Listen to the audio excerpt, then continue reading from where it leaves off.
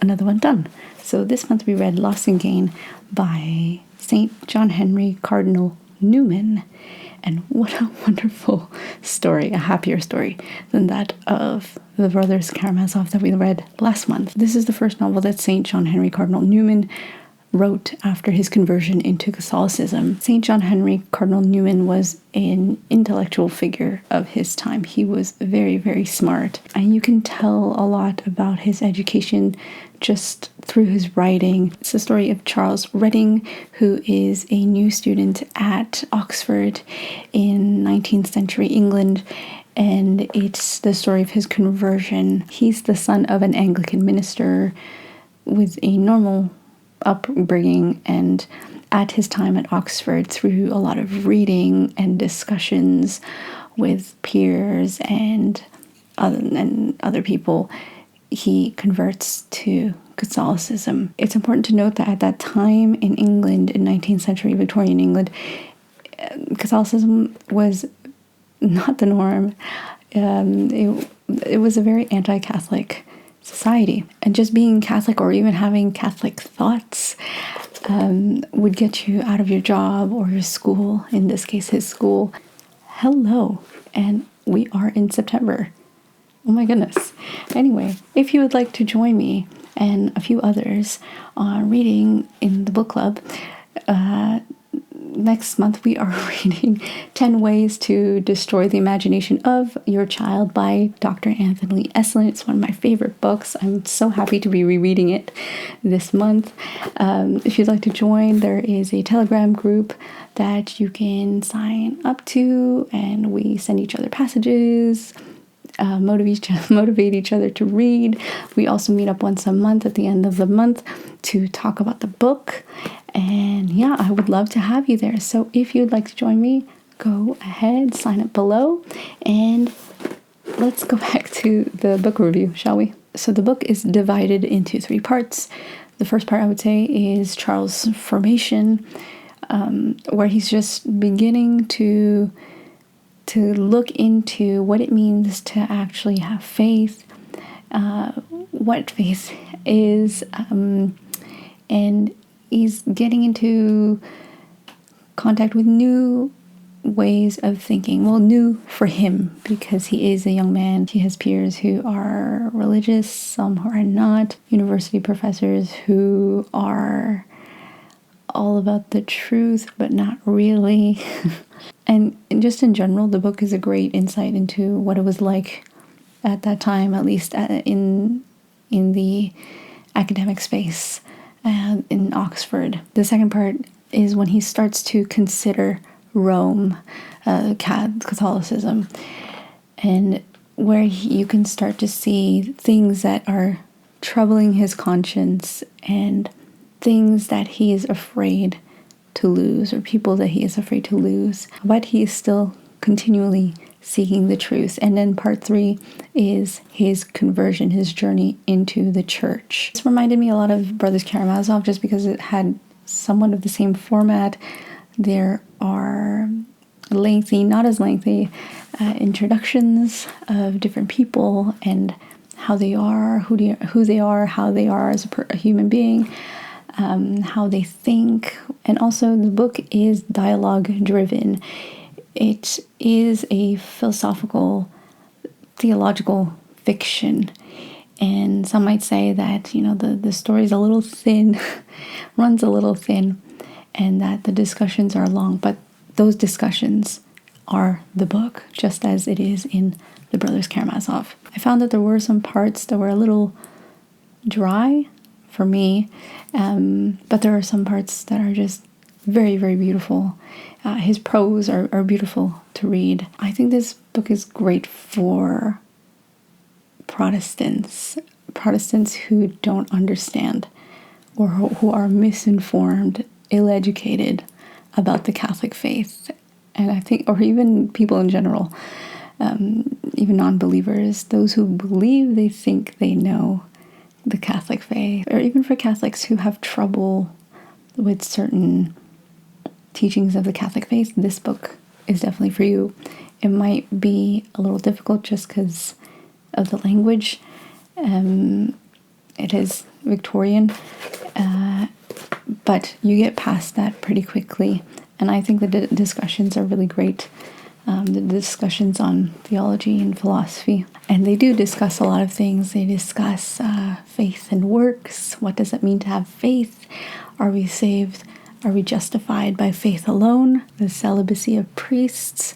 Why priests should be celibate. They discuss music in the church. They discuss the architecture, Roman versus Gothic.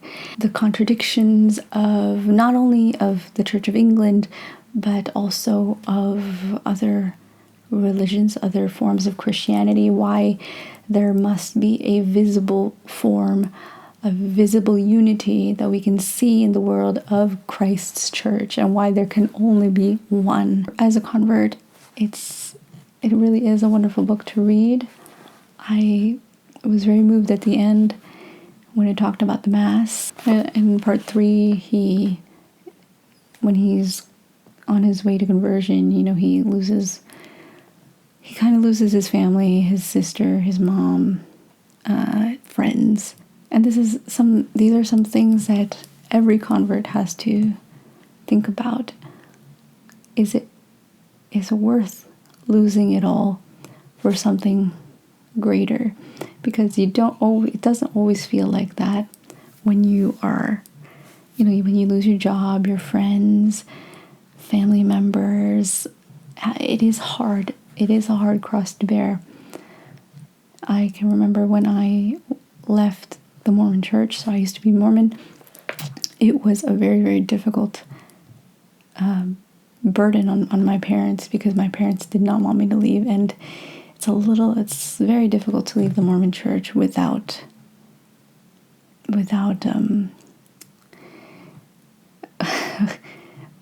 going unscathed. Let's just put it that way. I appreciate the book. I like the book a lot because it was very nostalgic for me. It just reminded me a lot of what it was like to convert, the questions that I asked while converting, things that troubled me.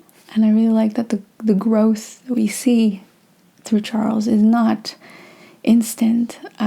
People have asked me, like, oh, when did you know that you were going to become Catholic, that the Catholic Church is the true church? And I always say that it was never like a St. Paul conversion for me. It took time, and I think it best described it here. It is impossible to stop the growth of the mind. Here was Charles with his thoughts turned away from religious controversy for 2 years, yet with his religious views progressing, unknown to himself, the whole time. And that's exactly how it was for me. It was slow.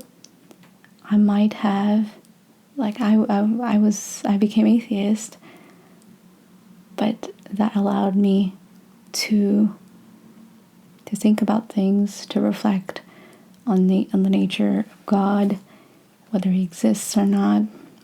When the time did come, when my heart, my mind would be open to the idea of God. And all of that is necessary. Conversion, for the most part, is not hurried. It takes time. And we can't force it on anybody. And only God converts. I think one thing to point out that is very essential is that Charles doesn't convert by frequenting Catholics, like going to Mass or talking to a priest. St. Cardinal Newman did that on purpose. Yes, it's very helpful to have priests, religious, other Catholics who are living a Catholic life in our lives to help us come home. But it is not necessarily necessary to come home. In the book, Charles reads a lot. He reads about Greek history, philosophy, and theology. And it is through reason that he is brought to the church. And St. Cardinal Newman did that trying to make that point. We are brought to the church through reason, and faith is the next step. People have a misunderstanding of the word faith today. It is not blindly believing something.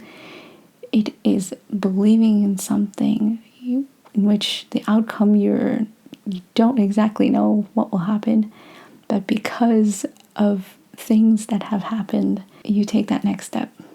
That's what faith is. It's not blindly believing in something. Just as I love my husband, I know my husband loves me, I have faith that he will love me until we die.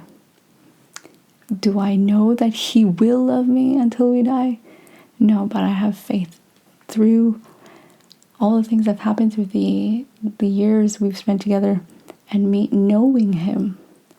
That extra step I give to him. That's the best way I can put it. The truth is so powerful that it passes all boundaries. You don't need the Bible to come to the conclusion that God exists. God will always make it possible for the soul who is willing to seek him honestly. And that is the story of Charles Redding in Loss and Gain. He was always seeking the truth, and he didn't want to stop at something just because it might make him feel better, or because it seemed nice or easier. He sought out the truth, and despite the loss that he experienced, he gained so much more. Anyway, I'll leave it at that. Let me know in the comments what you thought of Loss and Gain. Have you read it? Are you a convert to the Catholic Church? I'm sure a lot of people would benefit if you wrote down your story, and I shall see you in the next one.